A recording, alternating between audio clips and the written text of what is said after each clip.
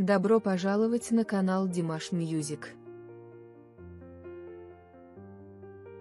Певец Димаш Кудайберген подарил чапан известному оперному певцу Пласидо Доминго по казахским традициям.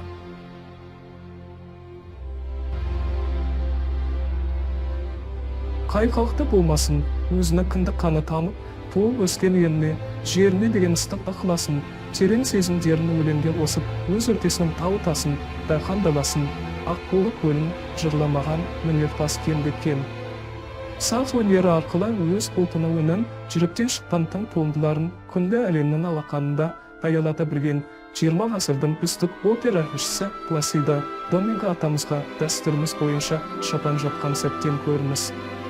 Бүгінгі күн ертеңгі тарих.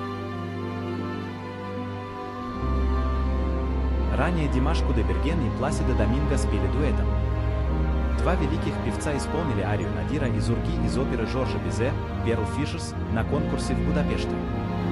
Пласидо – испанский оперный певец и дирижер, лирико-драматический тенор, 1941 года рождения, родился в Мадриде.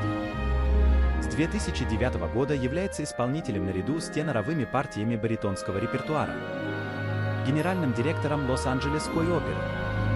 За более чем полувековую карьеру на сцене в разных странах мира Доминго по сравнению с любым оперным певцом исполнил 150 ведущих оперных партий.